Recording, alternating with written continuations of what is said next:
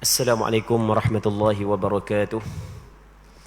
أعوذ بالله من الشيطان الرجيم. بسم الله الرحمن الرحيم. الحمد لله رب العالمين، والصلاة والسلام على أشرف الأنبياء والمرسلين سيدنا محمد وعلى آله وصحبه أجمعين. اللهم رب اشرح لي صدري ويسر لي أمري واحلل عقدة من لساني يفقه قولي، ولا حول ولا قوة إلا بالله العلي العظيم.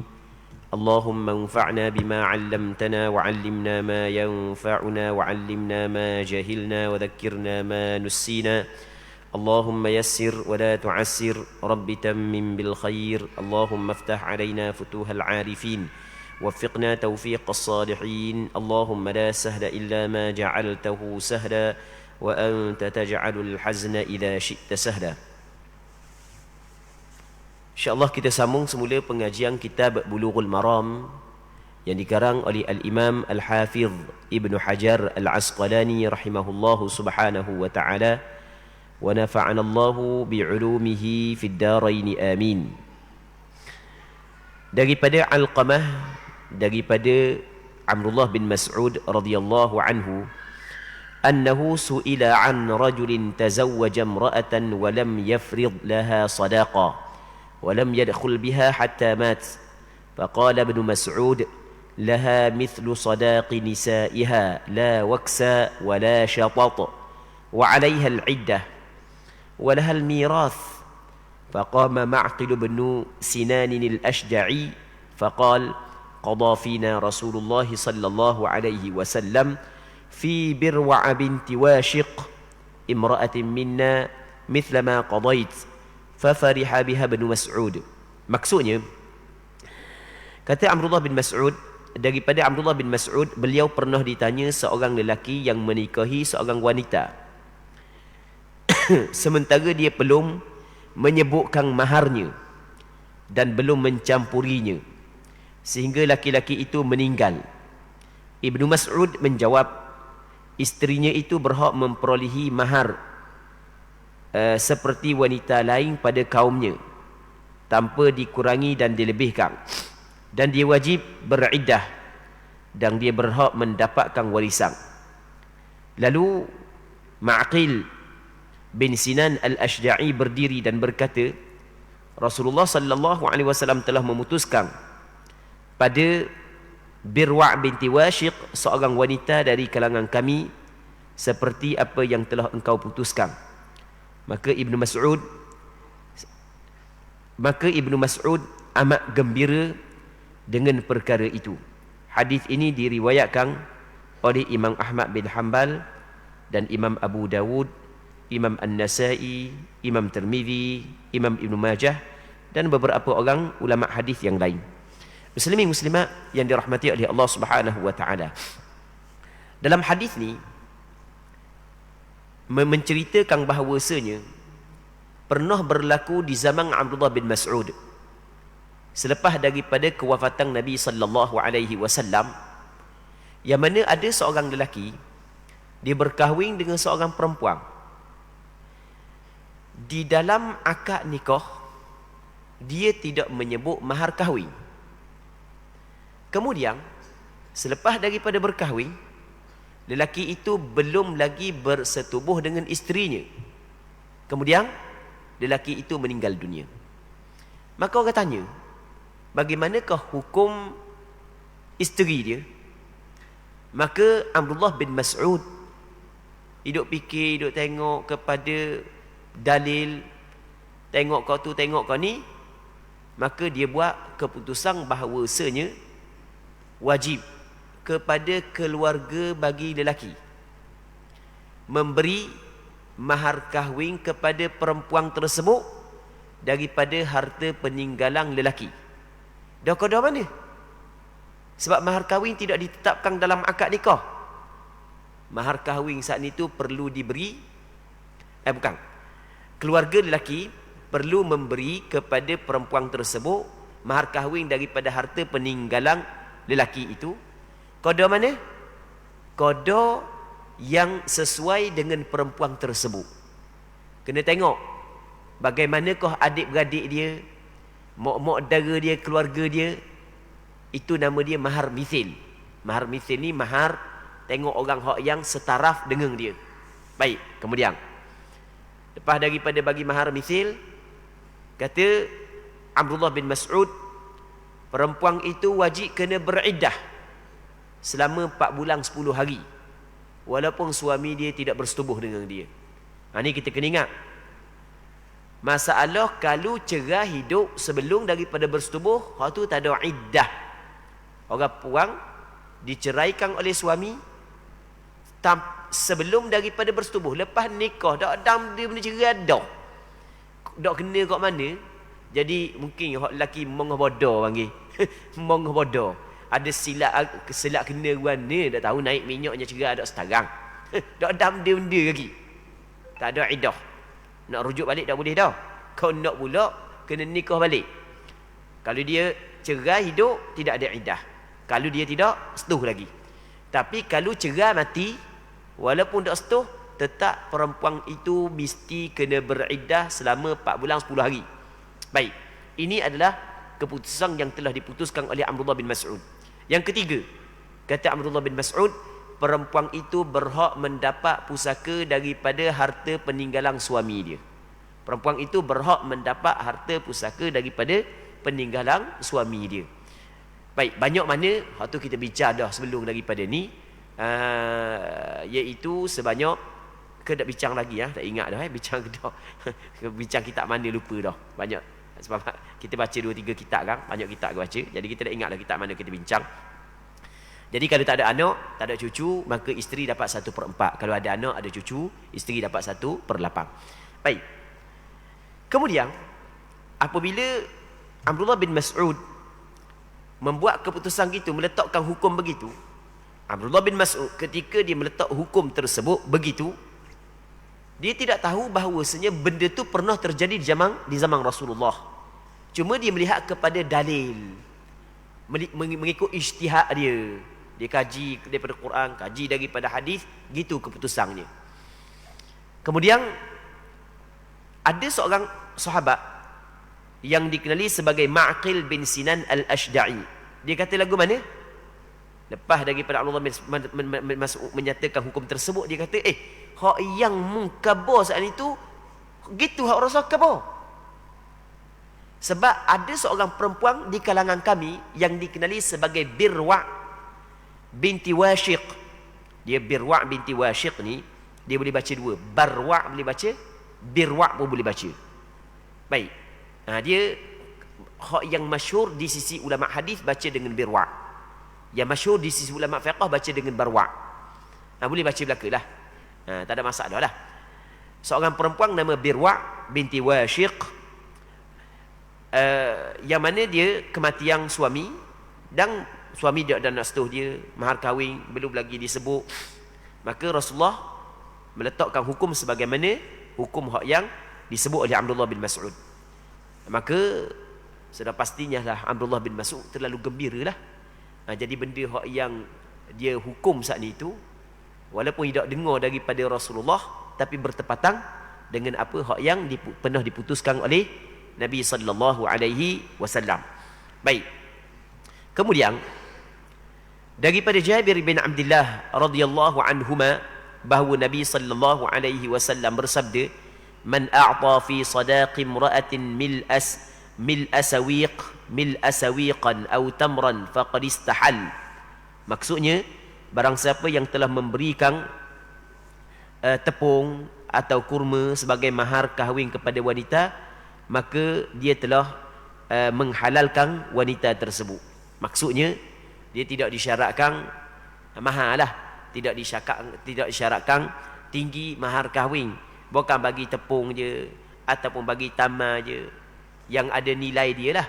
Maka dia telah menghalalkan perempuan tersebut. Kemudian daripada Abdullah bin Amr bin Rabi'ah, daripada bapaknya, daripada ayahnya, iaitu Amir bin Rabi'ah, daripada Abdullah bin Amir bin Rabi'ah, daripada bapaknya iaitu Amir bin Rabi'ah, anna Nabiy sallallahu alaihi wasallam ajaza nikah imra'atin ala na'lain, bahawasanya Nabi SAW membolehkan seseorang menikahi seorang wanita dengan mahar kahwin dua selipar, maksudnya sepasang selipar. Jadi mahar kahwin dia sepasang selipar, dibolehkan, tidak menjadi masalah. Rasulullah mengharuskan. Dan bab mahar kahwin pernah dah kita cerita sebelum ni, beberapa minggu lepas kita cerita. Sebelum tu kita cerita bahawasanya tidak disyaratkan nilai yang terlalu tinggi. Bahkan asal kata benda tu ada nilai, maka dibolehkan kita buat mahar kahwin. Kemudian daripada Sahal bin Sa'ad radhiyallahu anhu, beliau berkata, zawwajan Nabi sallallahu alaihi wasallam rajulan imra'atan bi khatamin min hadid. Nabi sallallahu alaihi wasallam telah menikahkan seorang lelaki dengan seorang wanita dengan mahar kahwinnya cincin, sebetuk cincin daripada besi. Baik. Kita baca dulu sebab hadis ni lebih kurang je. Kita baca, lepas tu nanti kita buat kesimpulan. Daripada Ali bin Abi Talib, beliau berkata, la yakunul mahru aqalla min 10 darahim. Mahar itu tidak boleh kurang daripada 10 dirham. Cuma hadis ini adalah hadis mauquf, maksudnya perkataan Sayyidina Ali, dan hadis ini sanad dia dibincang oleh ulama. Maksudnya ada sebahagian besar di kalangan ulama hadis menilai hadis ini adalah hadis yang dhaif. Jadi Sayyidina Ali kata mahar tu jangan kurang daripada 10 dirham lah. 10 dirham kalau kita nak kira dengan duit berapa? Sebelum baru ni kita pernah cerita dah, 1 dirham dia menyamai 2.97 gram. Kita tak 3 gram lah, mudah sikit. 1 dirham 3 gram. Jadi kalau 10 dirham 30 gram. 30 gram. Ada perak berapa? Kalau perak RM3.50 segerang, kali lah 30 gram. Lebih kurang dalam 100 ya, gitu je lah. Lebih kurang dalam 100 ya. Baik. Jadi yang kurang daripada 100 ya mahar kahwin. Tapi hadis ini adalah perkataan Sayyidina Ali, dan hadis ini adalah hadis dhaif. Kemudian daripada Uqbah bin Amir, beliau berkata Rasulullah sallallahu alaihi wasallam pernah bersabda, khairus sadaqi aisaruh, sebaik-baik mahar adalah yang paling mudah. Hadis ini diriwayatkan oleh Imam Abu Daud dan dinilai sahih oleh Imam Hakim An-Naisaburi. Muslimin muslimat yang dirahmati oleh Allah Subhanahu wa taala. Kesimpulan daripada beberapa hadis yang kita baca berkenaan dengan mahar kahwin, yang pertama adalah orang yang nikah dengan seorang perempuan wajib dia kena beri mahar kahwin. Itu yang pertama. Yang keduanya, mahar kahwin tidak disyaratkan sebut dalam majlis akad. Kalau mahar kahwin ditetapkan, maka wajib lelaki kena bayar qada yang ditetapkan. Kalau mahar kahwin tidak ditetapkan dalam majlis akad, maka wajib lelaki kena bayar mahar kahwin sesuai dengan taraf perempuan tersebut. Itu dipanggil mahar mithil. Baik. Mahar kahwin yang penting adalah benda yang ada nilai. Walaupun murah, walaupun sebetuk cincin daripada besi, walaupun hanya sekadar tepung, walaupun hanya sekadar tamar. Banyak mana tak ada masalah pun. Banyak mana pun tak ada masalah. Satu bilion nak beri mahar kahwin ke orang puang, tak ada masalah. 1 juta nak beri mahar kahwin kepada orang puang, tak ada masalah. Dibolehkan. Cuma hak yang paling comel adalah mempermudahkan mahar kahwin bagi perempuan, sebagaimana hadis hak yang last sekali hak yang kita baca, khairus sadaqi aisaruh. Kemudian daripada Aisyah radhiyallahu taala anha, anna Amrata bintal Jawni ta'awwadat min Rasulillah sallallahu alaihi wasallam hina udkhilat alaihi, ta'ni lamma tazawwajaha, faqal laqad udhti bima'adh fatallaqaha wa amara Usamata famatta'aha bi 3 athwab. Maksudnya adalah bahawasanya Amrah bint Al-Jawn telah berlindung daripada Rasulullah sallallahu alaihi wasallam ketika dia dibawa masuk kepada Rasulullah, yakni ketika baginda sallallahu alaihi wasallam menikahinya. Selepas daripada Rasul berkahwin dengan Amrah bintul Jawn, apabila dijumpa dengan Rasulullah, dia kata lagu mana? A'udzu billahi mink. Tu, dia kata lagu itulah. aku berlindung kepada Allah daripada mung. Baik, jadi dia berlindung kepada Allah daripada Nabi. Maka Rasulullah kabur lagu mana? Mung telah berlindung dengan hak yang betul lah. Betul lah memang berlindung dengan Allah Subhanahu wa taala. Baik. Kemudian Rasulullah sallallahu alaihi wasallam menceraikannya kerana dia berlindung kepada Allah daripada Rasulullah sallallahu alaihi wasallam. Kemudian Rasulullah memerintahkan kepada Usamah supaya beri mut'ah. Mut'ah ni adalah sagu hatilah kalau kita bagi suatu benda kepada dia sebanyak 3 helai baju, 3 helai kain. Hadis ini diriwayatkan oleh Imam Ibn Majah. Cuma pada pesanan dia ada perawi yang bermasalah. Sebab itulah ramai di kalangan ulama hadis menilai hadis yang kita baca sini adalah hadis yang terlalu dhaif. Bukan hanya dhaif, bukan hadis yang terlalu dhaif. Kemudian hadis berikutnya masuk bab baru, iaitu bab walimatul urs. Katanya daripada Anas bin Malik, anna an-nabiy sallallahu alaihi wasallam ra'a ala Abdurrahman bin Auf athara sufrah faqal ma hadha qal ya Rasulullah inni tazawwajtu imra'atan ala wazni nawatin min dhahab qal barakallahu lak awlim walau bishah. Maksudnya Nabi sallallahu alaihi wasallam melihat bekas kuning pada diri Abdul Rahman bin Auf. Maksud dia bekas kuning pada diri Abdul Rahman bin Auf. Jadi apabila Rasulullah bertemu dengan Abdul Rahman bin Auf, Rasulullah sallallahu alaihi wasallam tengok ada wangian pada Abdul Rahman bin Auf, dan wangian tu ada warna. Wangian yang ada warna. Jadi Rasul kata nampak pelik. Wangian nampak warna kuning wangian. Ni cara wangian dululah. Bau bawang dulu. Maka Rasul nampak pelik. Rasul tanya kepada siapa? Kepada Abdul Rahman bin Auf. Dah warna gini pelik Sebab di sana ada hadis Rasulullah sallallahu alaihi wasallam larang orang lelaki memakai pakaian yang dicelup dengan za'faran, yang dicelup dengan pencelup warna kuning yang diperbuat daripada bahan tertentu. Baik, tiba-tiba pada diri Abdul Rahman bin Auf ada warna kuning, tapi warna kuning saat itu kesang daripada bau bawang. Maka Rasul tanya dia, ma hadha, benda ni? Maka kata Abdul Rahman bin Auf, Rasulullah, aku nikah dengan seorang perempuan daripada Puak Ansar.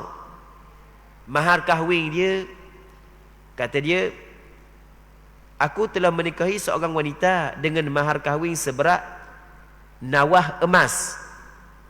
Nawah emas ni dia sama berat dengan 5 dirham. 5 dirham lebih kurang dalam 15 gram. Jadi lebih kurang dalam 15 gram emas. Kira sedikit 15 gram emas berapa? Ni berapa emas gram? Aku tak tahu, kena tanya tak kemah. Berapa emas gram? Kata kalau emas, bunyi kata emas murah ni. Tu kena tanyalah. Kita tok je saja, kita tok 300 ya. 300 ya segereng. 300 ya segereng. Kali kepada 15. Gitulah.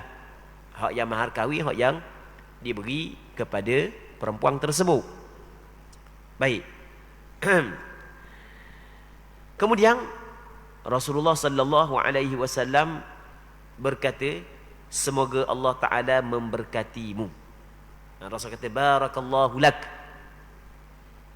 Maka ulama mengambil daripada hadis ini sunat kita berdoa kepada pengantin. Jadi kawan kita baru nikah, jangan kita Allah nikah pula, jangan. Tua dah nikah pula, jangan. Doa lah. Nikah siapa nikah tu? Rakyat kira siapa ikut dia, jodoh dia. Doa. Hak tu sunnah. Tapi kita hak masalah kita suka buat punuh. Kita tak suka buat sunnah. Peseng. Jadi segar kalau buat kena kau orang, buat nganyi kau orang, jadi segar lalu. Hak sunnahnya adalah kita doa. Barakallahu lak. Semoga Allah Subhanahu Wa Taala memberi keberkatan kepadamu. Kemudian lepas daripada Rasul doa, Rasulullah sallallahu alaihi wasallam perintah kepada dia, wa aulim aulim walau bisyah.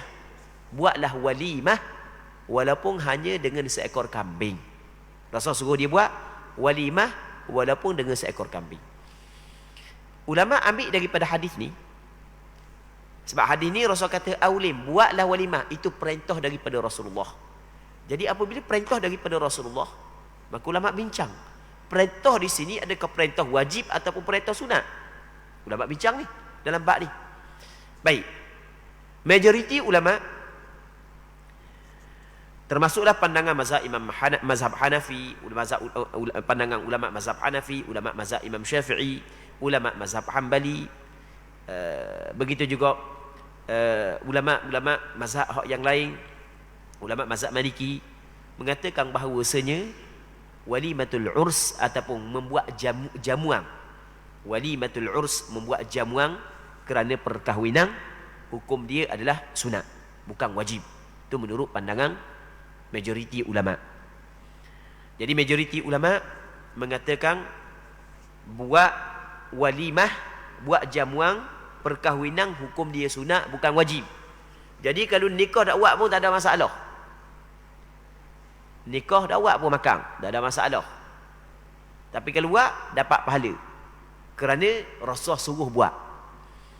Kenapakah mereka mengatakan buat walimah, maka buat jamuan kerana perkahwinan hukum dia sunat, bukan wajib, sedangkan Rasulullah perintah? Kerana dia kata lagu mana? Dia kata di sana ada hadis yang dikeluarkan oleh Imam Ibnu Majah. Kata Nabi sallallahu alaihi wasallam, laisa fil mali haqqun siwa zakah. Tidak ada dalam harta kewajipan selain daripada zakat. Zakat je wajib, selain tak wajib. Jadi bermakna walimah ni juga tak wajib, sebab walimah melibatkan harta. Yang pertama. Yang keduanya, sebab jamuan ni kerana perkahwinan. Diri perkahwinan tak wajib. Nikah tak wajib. Pada asal nikah adalah sunat. Nikah tak wajib. Jadi kalau walimah sebab dia nikah tak wajib, maka benda yang cabang daripada nikah juga tidak wajib. Maka itu dalil bagi pandangan majoriti ulama. Namun ada segelintir ulama, dan pandangan ini adalah satu pandangan dalam mazhab Imam Syafi'i, dan satu pandangan dalam mazhab Maliki, satu pandangan dalam mazhab Imam Ahmad bin Hanbal.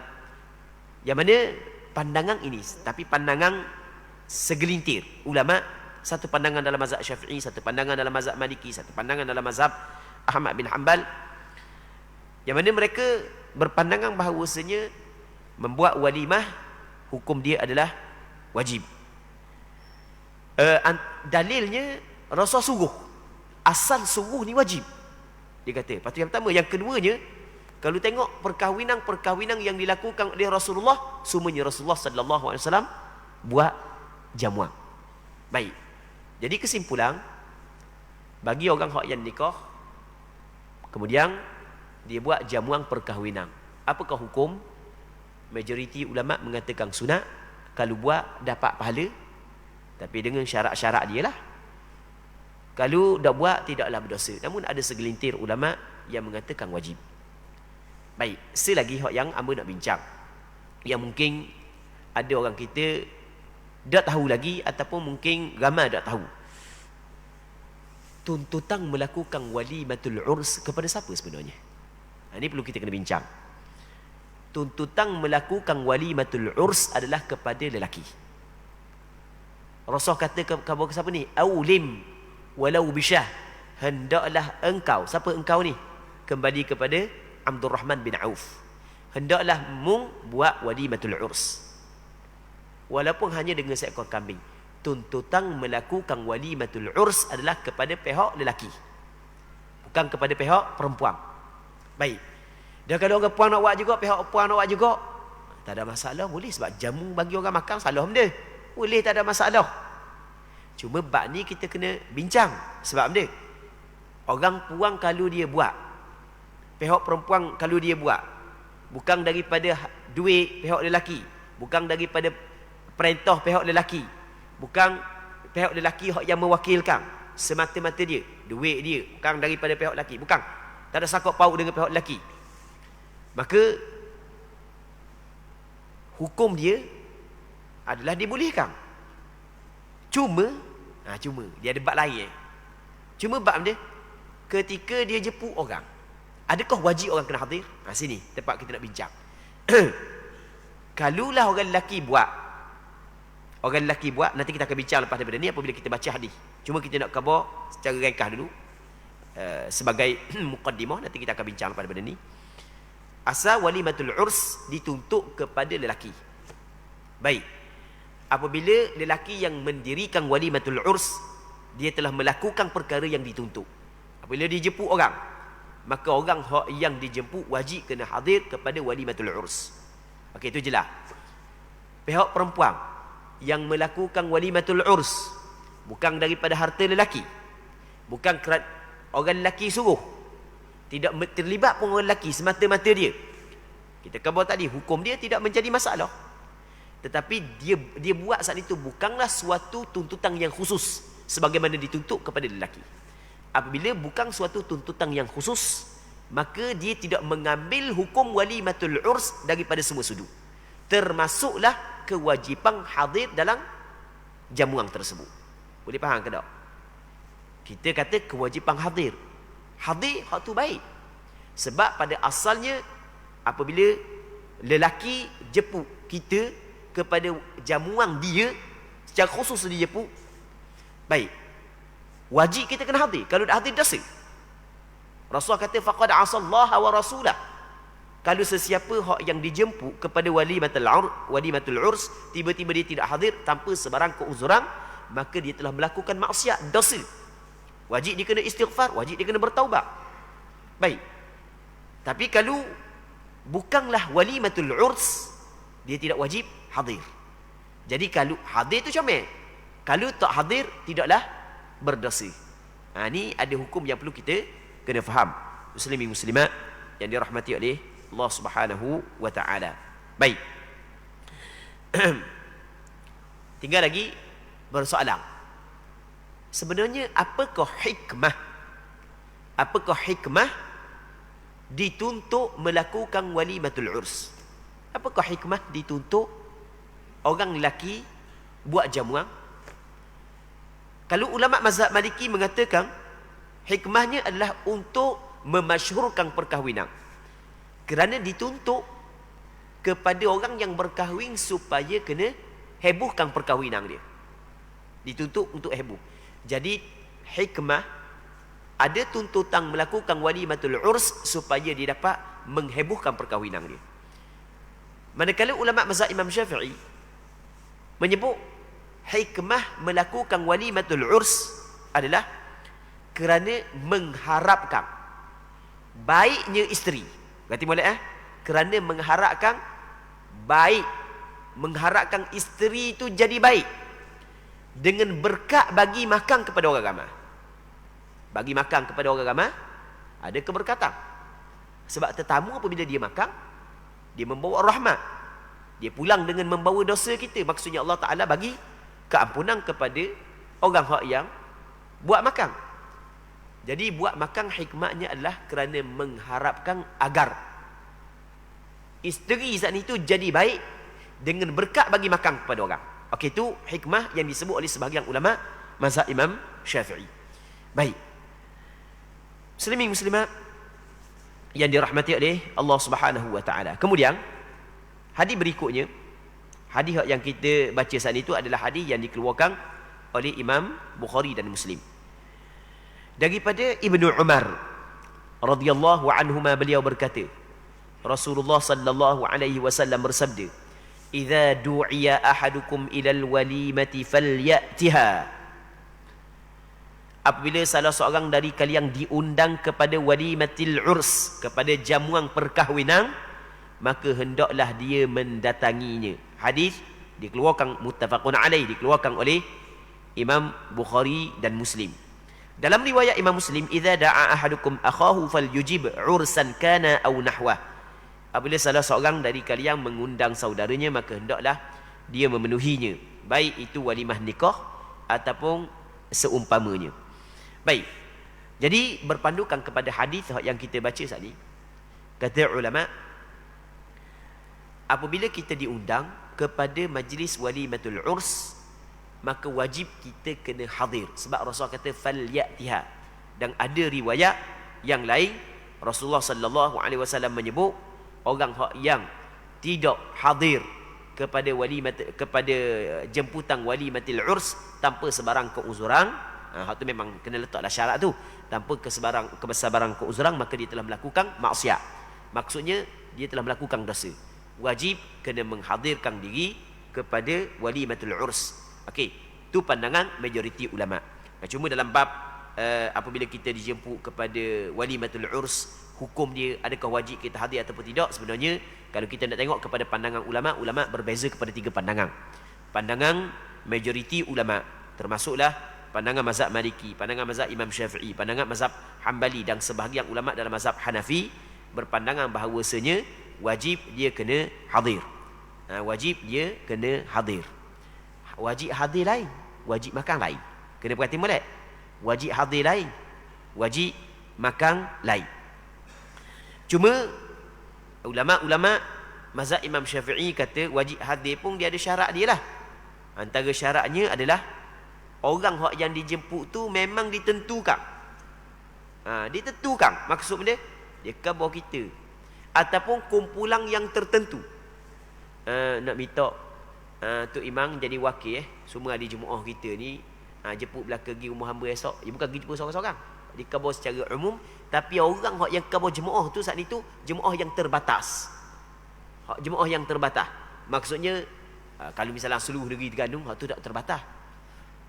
Baik, jadi Tok Imam khabar ni orang jemput belaka, orang dia kata seluruh orang Terengganu pergi belaka, tu tak wajib pergi. Kalau jemaah tu terbatas ataupun dijemput kita secara peribadi, sama ada dengan perkataan ataupun dengan surat ataupun dengan wakil, maka wajib kita kena hadir. Itu mengikut pandangan dia, pandangan majoriti ulama.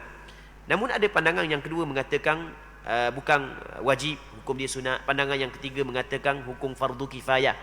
Tapi pandangan majoriti ulama mengatakan wajib. Baik, muslimin muslimat yang dirahmati oleh Allah Subhanahu wa taala. Kenapa pandangan majoriti ulama kata wajib? Kerana di sana ada hadis yang dikeluarkan oleh Imam Bukhari, kata Rasulullah, "Wa man taraka ad-da'wah faqad 'asallaha wa rasulah." Sesiapa yang tinggal, dia tidak menerima, dia tidak menyahut jemputan kepada jamuan perkahwinan, maka sesungguhnya dia telah melakukan maksiat kepada Allah dan Rasulnya. Baik, kita sebenarnya ada lagi perbincangan yang berkenaan dengan hadir. Adakah apabila kita hadir wajib kita kena makan ataupun tak wajib kita makan? Ini ada perbincangan di kalangan ulama. Secara ringkas, saat ni kita cerita dah pandangan majoriti ulama, kalau tak ada sebarang keuzuran wajib kena hadir.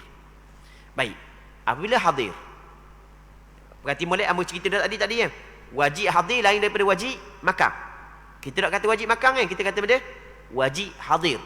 Kemudian apabila dia hadir, maka kita bahagikan kepada 2. Yang pertama, orang yang dijemput, yang hadir kepada majlis walimatul urs, dia berpuasa. Yang keduanya, dia tidak berpuasa. Hukum dia berbeza. Kalau sekiranya dia berpuasa, lepas tu kena tengok puasa dia puasa fardu ke puasa sunat. Kalau puasa itu ada puasa fardu, maka tidak boleh dia berbuka. Puasa fardu tidak boleh dia berbuka. Dia hadir dah, okey selesai, tak boleh dia berbuka. Dan kalau tidak boleh buka, tujuan dia hadir. Baik, dalam hadis yang dikeluarkan oleh Imam Muslim, kata Nabi sallallahu alaihi wasallam, "Idza du'iya ahadukum falyujib." Apabila orang ajak mu kepada majlis walimatul urs, maka mu kena terima, mu kena pergi. Fa in kana sha'iman falyusalli. Kalau dia puasa, dia doakan untuk tuan rumah. Doa, ya Allah bagilah keberkatan kepada dia. Doa depan dia molek lagi. Baru boleh bawa buah tangan banyak kat guru alik doa. Jadi doa minta kepada Allah Subhanahu wa taala, ya Allah berkatilah, ya Allah murahlah rezeki, ya Allah mana bagilah keberkatan kepada doa kepada tuan rumah. Tapi wa in kana muftiran falyat'am. Kalau dia berbuka, maksudnya dia tidak berpuasa, maka hendaklah dia makan. Itu disebut oleh Nabi sallallahu alaihi wasallam. Saat ni kalau puasa fardu. Kalau puasa sunat, kata ulama fiqh adalah boleh pilih di antara berbuka ataupun menerus puasa. Kerana pandangan majoriti ulama tidak wajib makan. Hukum makan adalah sunat. Makan bukan wajib. Hak yang wajib dia hadir. Hukum makan tak wajib, hukum makan sunat. Jadi kalau puasa sunat, boleh dipilih untuk meneruskan puasa ataupun untuk berbuka. Dan mana hak lebih afdal? Lebih afdal adalah kena tengok.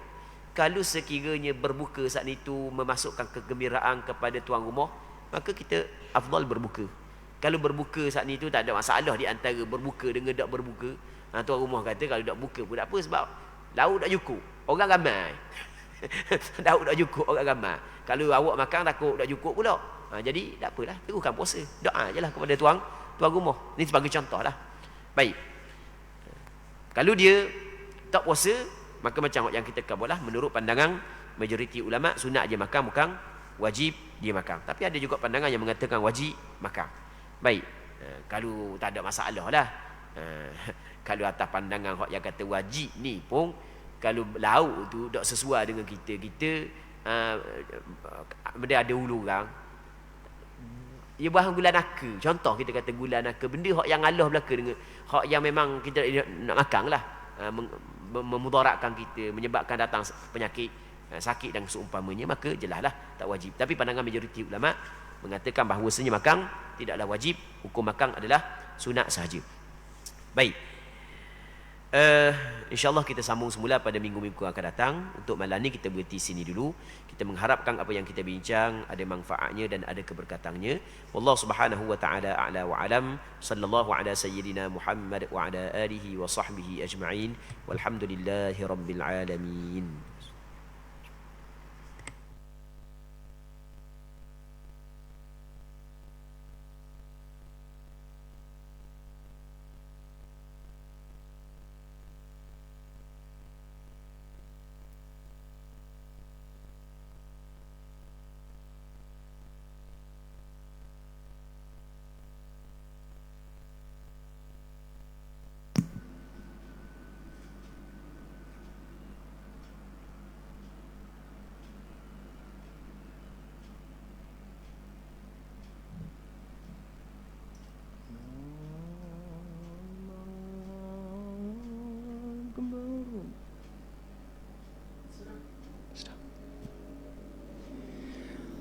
Allahu Akbar, Allahu Akbar, Allah.